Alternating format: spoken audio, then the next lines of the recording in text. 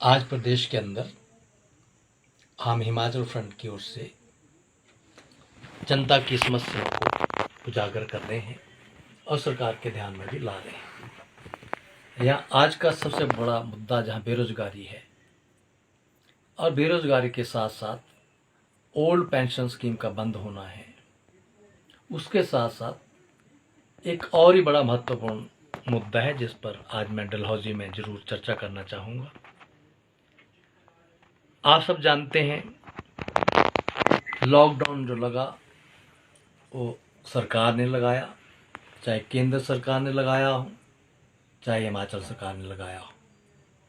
और लॉकडाउन में कहा गया कि सारी दुकानें बंद रहेंगी, सारे संस्थान बंद रहेंगे, लोग घरों में रहेंगे, बाहर नहीं निकलेंगे।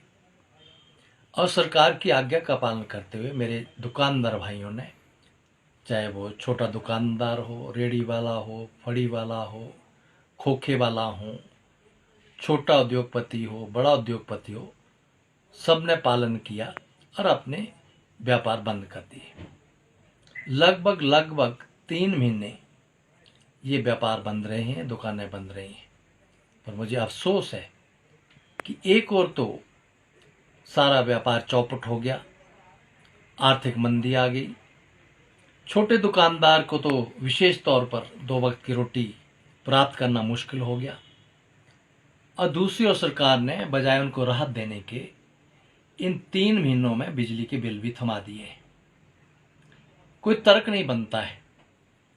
मैंने जयराम जी से पूछा, जयराम जी आप बताइए, जब लॉकडाउन था, जब प्रदेश में दुकानें खुली ही नहीं तो लाइट जगी ही नहीं, जब लाइट जगी ही नहीं तो बिजली का बिल किस चीज़ का दे रहे हैं आप? इनके अधिकारियों के पास जाओ तो कहते हैं नहीं बिजली नहीं जगी तो मीटर रेंट है। मैं पूछता हूँ, जब आपकी बिजली जगी नहीं तो मीटर का रेंट किस चीज़ का है? आप कहते हैं सर्विस चार्ज है। जब आपके कर्मचारी घरों से बाहर निकले ही नहीं, सर्विस दी नहीं, तो सर्विस चार्ज किस चीज़ का है? जब आपका मीटर नहीं चला, मीटर रेंट नहीं होना चाहिए, सर्विस चार्ज नहीं होना चाहिए, तो सर चार्ज किस चीज़ का है? तो औसतन एक छोटे से छोटे दुकानदार को भी 1 महीने का 1,000 रुपया बिल लाया है और 3 महीनों में 3,000 बिल लाया है। और मैं कहता हूँ ये तो जजिया टैक्स लगाया है इन्होंने, ये तुरंत माफ़ हो जाना चाहिए। और मेरी प्रदेश में अपने दुकानदार भाइयों से अपील भी है, जो आपको बिल लाए हैं इनको जमा ना कराइए, और जमा करा दिए हैं तो आप अगले 3 महीने के बिल आएंगे उनमें एडजस्ट कराइए। अगले 3 महीने के बिल मत दीजिए। अगर सरकार उसके बाद आपका बिजली का कनेक्शन काटती है तो आप मुझे याद करिए, आपका बिजली का कनेक्शन मैं नहीं काटने दूंगा। मैं स्वयं आऊँगा, जब मेरी टीम आएगी और आपका बिजली का कनेक्शन चालू कराएंगे। और इसके लिए सरकार से 2-2 हाथ भी करने पड़े तो हम जरूर करेंगे। मैं दूसरी बात कहना चाहता हूँ, जब 3 महीने दुकानें हुई नहीं तो टैक्स की चीज़ क्या है ये? और सरकार कहती है नहीं नहीं, चाहे आप 0 भर दीजिए लेकिन भरिए जरूर। मैं सरकार से पूछना चाहता हूँ, जब आमदन हुई नहीं, सेल हुई नहीं, टैक्स है नहीं, आप दुकानदारों को ये बोझ क्यों दे रहे हैं कि आप 0 रिटर्न भरिए? आप जानते हैं 0 रिटर्न भरने के लिए भी कोई ना कोई अकाउंटेंट रखना होगा, कोई मुनीम रखना होगा, कोई सीए रखना होगा। क्या वो मुफ्त में काम करते हैं? 1,000 रुपया तो कम से कम महीने का लेंगे, तो 3 महीने की सेल टैक्स रिटर्न का ये 3,000 रुपया ये जजिया टैक्स और लगा दिया आपने।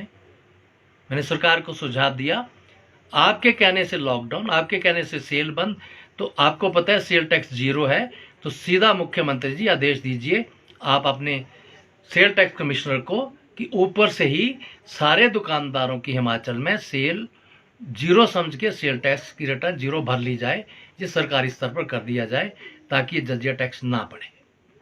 इसके साथ साथ मैं एक बात और कहना चाहता हूँ, कर्जा लिया है, चाहे दुकानदार हों चाहे उद्योगपति हों।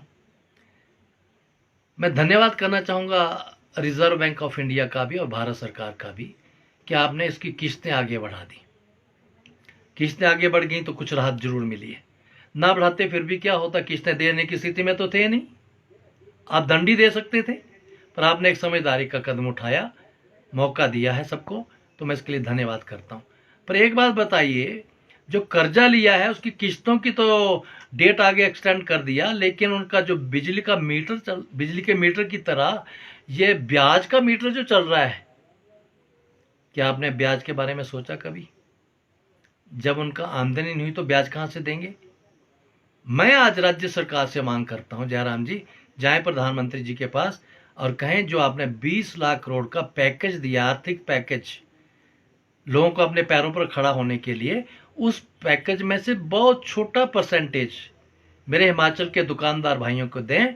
और 3 महीने लॉकडाउन के दौरान इन्होंने जो कर्जे लिए हैं, चाहे छोटा दुकानदार हो, छोटा उद्योगपति हो, आपका ट्रांसपोर्टर हो, टैक्सी वाला हो, बसों वाले हों, होटल वाले हों, ये जितने भी लोग हैं, कारोबारी लोग जो हैं, इनका मेहरबानी करके 3 महीने के लॉकडाउन के टाइम का जो इंटरेस्ट है वो 100% माफ़ कर दीजिए आप उस आर्थिक पैकेज के द्वारा।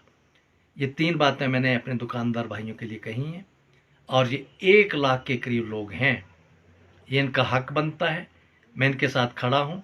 अगर सरकार चाहती है कि हम ठीक स्थिति में आए इस प्रदेश के अंदर और देश के अंदर, तो ये फार्मूला लागू ही करना पड़ेगा। और कोई अगर अंधभक्त ये कहता है कि राजस्थान नई नई योजनाएं दे रहा है, खर्चे डाल रहा है, तो मैं उनको चैलेंज करके कहना चाहता हूँ कि आपके ध्यान में है इस 20 लाख करोड़ रुपए के पैकेज में से 3.5 लाख करोड़ रुपया कहाँ गया है? 3.5 लाख करोड़ रुपया केवल और केवल अदानी अंबानी जैसे 15 बड़े उद्योगपतियों का कर्जा माफ करने पर लुटा दिया गया है। तो क्या ये देश 15 ये अदानी अंबानी चलाएंगे कि देश के करोड़ों करोड़ों ये गरीब लोग चलाएंगे? तय हमको करना है। और लोकतंत्र में जनता की सरकार है, जनता के लिए है, तो जहां बहुमत है पहले उसका कल्याण, जहां गरीबी है उसका कल्याण, छोटे लोग हैं उनका कल्याण, इनको ही उठाना होगा, बाकियों का बाद में प्रायोरिटी देनी होगी। ये मेरा स्पष्ट मत है।